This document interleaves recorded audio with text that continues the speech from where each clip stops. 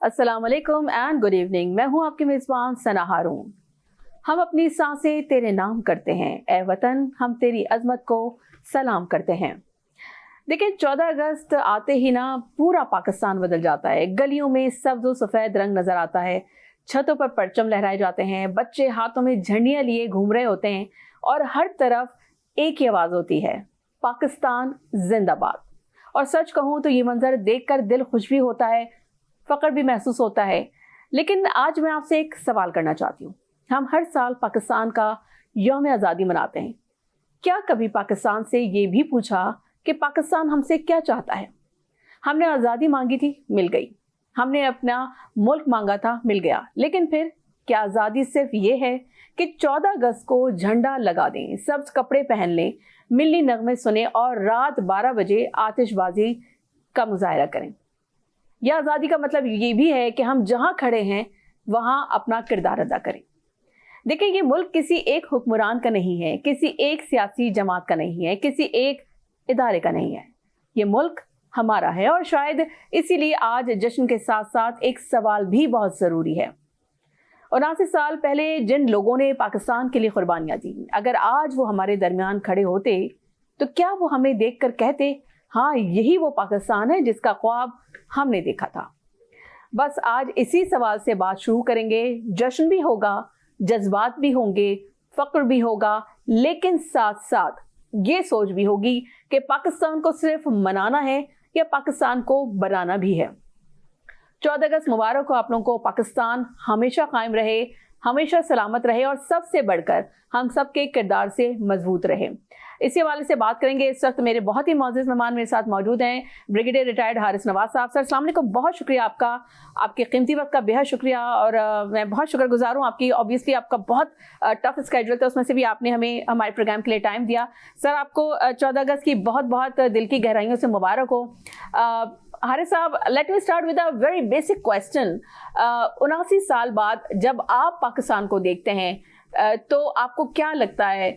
Honestly ये बताइएगा कि हमने आज़ादी को सिर्फ सेलिब्रेट किया है या एक्चुअली हम इसको अंडरस्टैंड भी करते हैं कि हम एक आज़ाद मुमलिकत में आज़ाद शहरी के तरह से हम सांस ले रहे हैं? सना, सबसे पहले तो आपको और पूरे पाकिस्तान को जश्न आज़ादी मुबारक हो और अल्लाह ताला ऐसे खुशपुरम कायम दाम रखे, आमीन। लेकिन देखें, बात यह है कि if you look back, Pakistan पहले से तो बहुत बेहतर है और आज का दिन है खुशी मनाने का। हमने पॉजिटिव पॉइंट भी लेने हैं और एक अहद तजदीद करने के आइंदा के लिए हमें क्या अहद करना है पाकिस्तान से और बाबा कौम से कि हमने आपका जो पाकिस्तान था हम आगे लेके कैसे चलेंगे। मार के हक के बाद आपने देखा कि पाकिस्तान ने जिस तरीके से फिर मार्शल थे यासिन मुनीर ने पूरी कौम को यकजा किया, बिल्कुल ठीक, और फिर कौम ने मिल के एक इतने बड़े दुश्मन को जिल्लत हमें शिकस्त दी, फिर उसको हमने आइसोलेट कर दिया, हम एक रीजनल स्टेबलाइजर बन गए, नेट सिक्योरिटी प्रोवाइडर बन गए। फिर हमारे उसके बाद आपने देखा कि प्रेसिडेंट ट्रम्प ने हमारी फिल्म से कितनी तारीफ की। उसके बाद दुनिया के एटीट्यूड चेंज हो गया। हमने बताया कि हम बहुत रिस्पॉन्सिबल मैच्योर न्यूक्लियर मुल्क हैं, हमारी फौज बहुत बेटर हार्डन प्रोफेशनल है। फिर आपने सऊदी अरब ने हमारे से मुआहदा कर लिया, अभी ट्रायल लेटर जो मुआहदा हुआ है ये बहुत ही खुशाइन है, बहुत अच्छी बात है और मौलिक जाना चाह रहे हैं। फिर हमें पीस कीपिंग में एक और मार्का मारा जो हमने इस्लामाबाद अकॉर्ड करवाया। फील्ड मार्शल ने किस तरीके से मेहनत करके और हमारे प्राइम मिनिस्टर पाकिस्तान ने जो फील्ड मार्शल का डायरेक्ट कम्युनिकेशन था प्रेसिडेंट ट्रम्प से, जो वाइस प्रेसिडेंट से, ईरान लीडरशिप से, सऊदी अरब की लीडरशिप से, तुर्की से, कतर से, तो आई थिंक इससे पाकिस्तान का एक नया रूप पाकिस्तान को दुनिया एक्नॉलेज करते हैं। लेकिन अब हमने ये देखना है कि हमने इसको आगे कैश कैसे करना है, हमने आगे कैसे जाना है। देखिए पाकिस्तान ने बना, हमारी फौज बहुत कमजोर थी, हमारे इंस्टीट्यूट स्ट्रॉन्ग नहीं थे। अल्लाह का शुक्र है कि पाकिस्तान एक मजबूत न्यूक्लियर मुल्क है और उसके साथ अलचगत हमारा बड़ा नाम भी रोशन है। तो आज के दिन में पॉजिटिव चीज भी देखनी है और फिर आगे देखना है हमने क्या करना है। और आगे के लिए सिंपल सी बात है कि हुकूमत की जिम्मेदारी होती है कि एक अच्छी हुकूमत हो, एक अच्छी स्ट्रॉन्ग ऑपोजिशन हो और जो वादे करके अवाम से आई है वो उसको पूरे करे।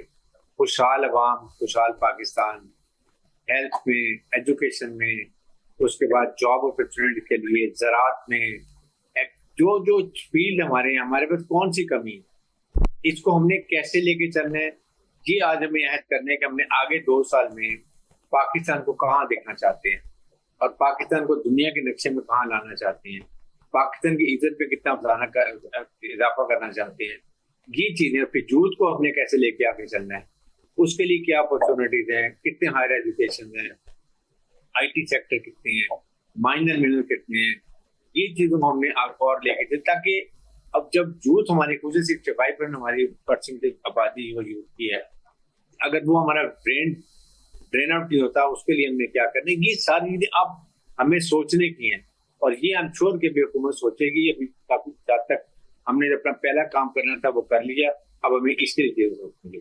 ٹھیک، اچھا بریگیڈیئر صاحب، ہم ہر سال ایک ہی بات کرتے ہیں کہ obviously اس میں کوئی دو رائے نہیں ہے کہ ہمارے بزرگوں نے بڑی قربانیاں دی ہیں، ظاہر ہمیں کسی نے یہ پلیٹ میں سجا کر نہیں دیا ملک، اس کے پیچھے بہت ایک ایسی داستان رقم ہے کہ ظاہر لوگوں نے اپنے مال و متاع قربان کیا، جان و مال کی قربانی دی، اس کے بعد یہ وطن عزیز حاصل ہوا ہے۔ بٹ دا ریئل کوسچن از کہ ہم نے بحیثیت قوم ان قربانیوں کے ساتھ انصاف کیا ہے، آپ سمجھتے ہیں؟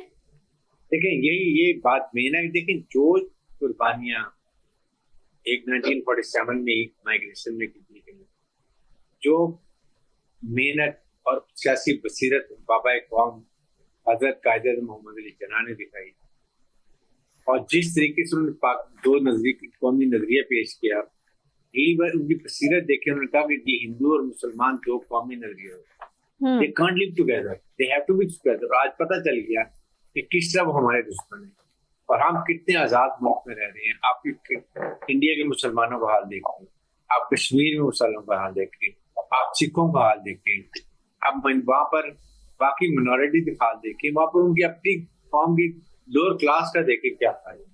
ان چیزوں کو آپ دیکھتے ہیں تو خدا کا شکر کر کے ہم ایک آزاد قوم میں رہ رہے ہیں، ہماری فوج بہت اسٹرانگ ہے الحمدللہ۔ اس کے بعد دشمن کا نیریٹو جو ہے کہ فوج اور عوام کو ڈیوائڈ کرو، فوج کو کمزور کرو، پھر پاکستان کے خدا نہ خاصا نقصان کرو، وہ فوج نہیں کرنے دی جس کے لیے یہ فوج کے خلاف ہیں۔ عراق کا، سیریا کا، لیبیا کا آپ کے سامنے حال ہے، دیکھ لیں کیا ان کا وہ ملک ٹوٹ گئے۔ تو ان چیزوں کو دیکھتے ہوئے ہمیں اب یہ دیکھنا ہے کہ کیا ہم نے سوچا تھا، کیا وہ پاکستان ہم نے حاصل کر لیا، اگر نہیں کیا تو آج عہد کر لیں چلے اسٹل ناٹ لیٹ۔ ہم اگلے 5 سال بھی دیکھیں گے پاکستان کو کہاں لے کے جانا۔ ہم ڈیفینس میں بہت آگے ہوں گے، ہمارے ساتھ تو ہو سکتا ہے 57 کنٹریز ساری دفاعی معاہدے میں آ جائیں، ایران بھی آ جائے۔ آپ سوچیں گے ہم کتنے یہی ممالک ہوں گے، انہی کا پیسہ جو خلیجی ممالک ہیں بجائے یہ جا کے امریکہ میں انگلینڈ میں انویسٹمنٹ کرتے ہیں، وہاں فریز پیسہ ہو جاتا ہے۔ اگر یہ اس مسلمان ملکوں میں لگائیں، آپ بتائیں کہ سارے ملکوں میں ایک پیسہ بھی سیو اور ترقی بھی کی، اور ہم اکٹھے اویسی کا کردار دیکھ لیں۔ یہ ساری چیزیں آپ ہمیں فیصلہ کرنے کی، اور یہی ایک آپ کو مضبوط رکھے گی۔ ابھی اگر آپ نے اکٹھے رہنا ہے، مضبوط ہونا ہے، مسلمانوں کو کوئی اور دیکھ نہ سکے تو آپ اکٹھے ہو۔ یہ آج ہمیں یہ سوچنا ہے، فیلڈ مارشل نے یہ ایک سوچ دے دی ہے ایران کو اور خلیجی ممالک کو۔ I'm sure کہ اس کو آہستہ آہستہ تمام سامنے پر شامل ہوتے ہیں۔ بریگیڈیئر صاحب، ایک بات ذرا دل سے بتائیے گا سر، جب آپ آج کے نوجوان کو دیکھتے ہیں تو ڈو یو سی ہوپ اور فرسٹریشن؟ کیونکہ نوجوانوں کے پاس obviously ہماری یوتھ کے پاس ٹیلنٹ بھی ہے، خواب بھی ہیں، لیکن ان کے سوالات بہت ہیں۔ دیکھیں سوالات کیوں ہیں، بات یہ نا سوالات کا جواب تو حکومت، آپ مجھے یہ بتائیے، عوام اپنے نمائندے صوبائی اسمبلی میں اور نیشنل اسمبلی میں کیوں بھیجتے ہیں؟ وہ آئیں گے، قانون سازی کریں گے، ہمارے سے وعدے کیے ہوئے پورے کریں گے، ہماری ہیلتھ کے لیے، ہماری ایجوکیشن کے لیے، ہماری جو پوسٹ جاب اپرچونیٹیز کے لیے، اس کے بعد آپ کے روزگار کے لیے، بزنس کے لیے، انڈسٹری کے لیے، انفارمیشن ٹیکنالوجی کے لیے، لیٹسٹ ٹیکنالوجی جو آ رہی ہے ان کے لیے، گرین پاکستان کے لیے، مائنر منرلز کے ایکسپلوریشن کے لیے، سب ان کے لیے اگر ہم یہ فیسلٹیز ہوں گی، وہ بزی ہوں گے تو کیوں کوشچن کریں گے؟ آپ کے سامنے انڈیا میں کیا ہوا، کاکروچ پارٹی، جنتر منتر پارٹی کا ناانصافی، بچہ غریب کا بچہ جا نہیں سکتا، ایگزام ہوا، پاس ہوا، ایگزام کینسل کر دیا، خودکشی کر لی۔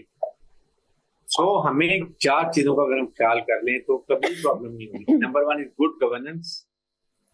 نمبر 2 ہے کہ میرٹ.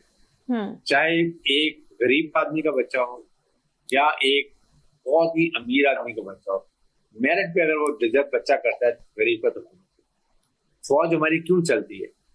ہماری فوج کا سسٹم یہ ہے, آپ یقین کریں میں آپ کو کہہ رہا ہوں, اگر ISFB میں ایک سپاہی کا بچہ جائے گا اور ایک جنرل کا بچہ جائے گا, اور اگر وہاں پر سپاہی کا بچہ میرٹ پر صحیح ہے تو جنرل کا بچہ نہیں ہوگا, سپاہی کا بچہ ہو جائے گا, اور وہ سپاہی کے کئی بچے چیف آرمی اسٹاف بنے. آپ یہ دیکھ لیں, یہ اس لیے ہمارا سسٹم کرتے ہیں اس کام, یہاں پر بھی یہی سسٹم. اور نمبر 3 ہے نو کرپشن, اور اگر کرپشن ہے تو پھر اس طرح سے اکاؤنٹیبلٹی. یہ 4 چیزیں اگر آپ اس کو پکڑے, اور ساتھ اسٹرانگ لوکل باڈی, ڈسٹرکٹ ناظم اسی ڈسٹرکٹ کا جواب دے اپنے ڈسٹرکٹ کے لوگوں, وہ پکڑے اس کو. تم نے وعدہ کیا تھا کہ یہ نالی بناؤں گا, یہ جاب اپرچونیٹیز کروں گا, یہ ڈیولپمنٹ کروں گا, یہ ایسے کروں, کیوں نہیں کیا؟ پکڑ لیں اس کو. کتنا آسان کام, ڈسٹرکٹ کے لوگ ڈسٹرکٹ میں اس کو پکڑے, باقی کسی بات. بالکل ٹھیک, یہ آپ کو سسٹم کرنا. ٹھیک. اچھا ایک بس لاسٹ سوال ہے سر آپ سے, پھر آپ سے اجازت چاہوں گی. بریگیڈیئر صاحب, آپ نے ملک کی سیکورٹی اور ریاستی معاملات کو بہت قریب سے دیکھا ہے, ظاہر ہے آپ نے ایک اپنا ایک طویل اپنی زندگی کا عرصہ جو ہے پاک فوج کو دیا ہے.